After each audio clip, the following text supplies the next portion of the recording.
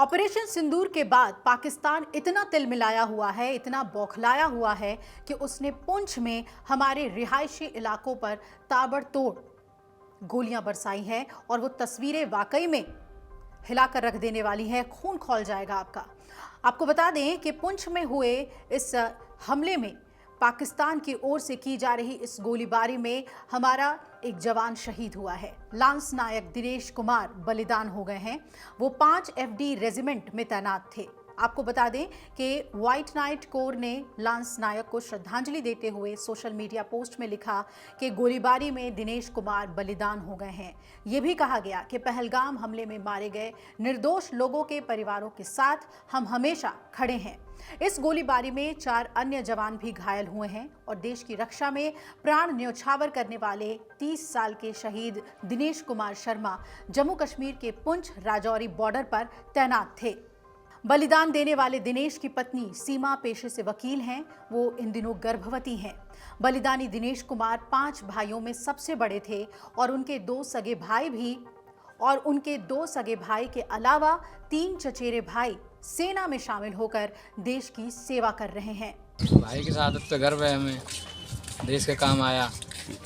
अगर आगे भी ऐसे चल रहा है हम भी देश की सेवा करेंगे, देश के काम आएंगे और गर्व है हमें अपने भाई पे। हमारा कोई मतलब ना, मुझे भाई को देख के हम लगे, भाई को देख के मोटिवेट होते थे, आते थे जाते थे, मोटिवेट करते थे हमको, बोलते अपनी तैयारी करो, भाई को देख के लगे। देश के लिए बलिदान दिया है अपना और अपने परिवार को भी है, उस पर गर्व है। इतना ही कहना चाहिए। तो किस तरह का उनका चलन था आपके भाई का और किस तरह से आप उनसे 2 छोटे भी आर्मी में हैं? मोटिवेट वो कर बातें होती थी शुरू से हमारे में, बोलते थे ऐसे तैयारी कर, वैसे कर, ये कर, वो कर, बताते रहते थे। उसके साथ बताते थे ये भर्ती आ रही है इधर ऐसे ऐसे, तो हमने भर्ती देखी, उसके बाद हो गया। तरफ तो बहुत करते हैं हम उन पर। बलिदानी दिनेश शर्मा के पिता दयाचंद शर्मा ने बातचीत करते हुए कहा कि मुझे अपने बेटे पर गर्व है। बेटे ने देश की रक्षा में अपने प्राणों की आहुति दी है। उन्होंने कहा कि अभी उनके 2 बेटों के अलावा बलिदानी दिनेश का 5 साल का बेटा दर्शन और 7 साल की बेटी काव्या है, जिन्हें वो देश की सेवा में भेजेंगे। मैं अपने बेटे के साथ ये कहना चाहूँ कि मेरा बेटा 2014 में लगा और 10-11 साल हो गई सर्विस, बड़े तरीक़ा से सर्विस की थी। अब इसमें चलेगा कारगिल में, इसमें पंच, तो उसमें जाके उसने अपना वो कराया, लड़ाई कर वो, तो उसने 8-9 टुकड़ी तोड़ने के बाद वापसी आया तो बत्ती लगती है गाड़ी की, तो उनने कोई कंधे हथगोला मारे, तो वो 5 गाड़ी में थे, पाँचों वो शहीद हो गए। शहीद नहीं, एक ही मेरा वाला शहीद हुआ, बाकी पैरों में चोट थी, वो ठीक। बाकी ये कहना चाहता हूँ कि मेरे एक तो 3 बच्चे और लगे हैं फौज में, मैं 2 और भी हैं। मैं ये कहना चाहता हूँ मैं धरती माता से और भारत माता से, क्या मेरे घर खिप जा, मेरे 2 बच्चे और भी मैं देना चाहता हूँ देश के लिए। देश की। तो मतलब जिस तरह से कैसे सूचना मिली आपको और कैसा मामला, क्या गर्व करते हैं? मुझे सूचना मिली थी कि कल सुबह 4 बजे फ़ोन आया। फ़ोन उसकी वाइफ के पास आया था, वाइफ सो रही थी, उसने नहीं, और उसके साथ फिर उसका वो था दोस्त के पास फ़ोन गया। फ़ोन वो दिल्ली से आया था, वो गहरी नींद में सो रहा था, वो उसने फ़ोन उठाया।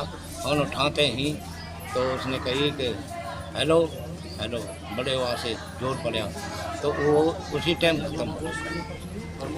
हाँ, उन लोगों ने नहीं बताया, तो उसके संग के साथी थे, उन्होंने हमें बताया कि ऐसे बात हो रही है और मैं नहीं बता सकूं।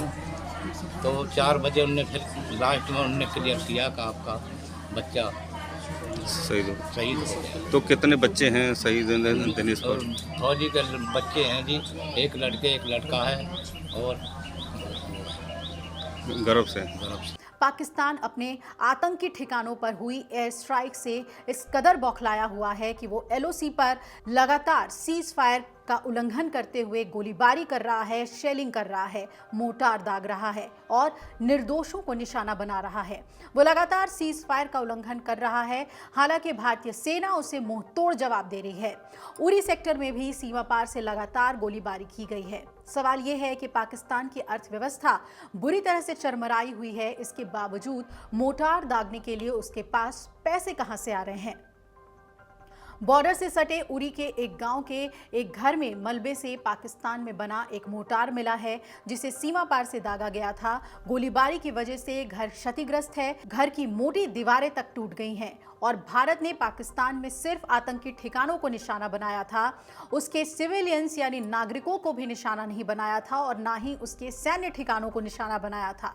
लेकिन पाकिस्तान की बौखलाहट देखिए कि वो बॉर्डर से सटे हुए निर्दोष लोगों को, हमारे नागरिकों को निशाना बना रहा है। अब भारतीय सेना उसे उसी की भाषा में मुंहतोड़ जवाब दे रहे हैं। जवाबी एक्शन में भारत ने पहली बार संवेदनशील मिसाइलों का इस्तेमाल दुश्मन को जवाब देने के लिए किया है।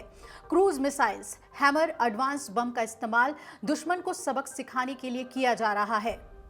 भारत के ऑपरेशन सिंदूर से बौखलाया पाकिस्तान एलओसी के पास उरी में आम नागरिकों को निशाना बना रहा है, जिसकी वजह से गांव के लोग डरे हुए हैं। आपको बता दें, कुपवाड़ा, राजौरी, पुंछ में पाकिस्तान की गोलीबारी जारी है और इन जगहों पर लोगों के घायल होने की खबर सामने आ रही है।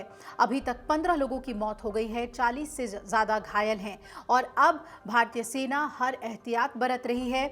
लोगों को सुरक्षित जगहों पर ले जाया गया है, सभी स्कूल्स बंद हैं और जम्मू के रक्षा प्रवक्ता ने जानकारी दी और कहा कि 7 और 8 मई के दरमियानी रात पाकिस्तानी सेना की तरफ से कुपवाड़ा, बारामूला, उरी और अखनूर सेक्टर के सामने स्थित एलओसी पर छोटे हथियारों और तोपों का इस्तेमाल करते हुए बिना उकसावे के हमले किए गए। भारतीय सेना ने भी इसका मुंहतोड़ जवाब दिया है। अधिकारियों ने बताया है कि अभी किसी के हताहत होने की कोई सूचना नहीं है।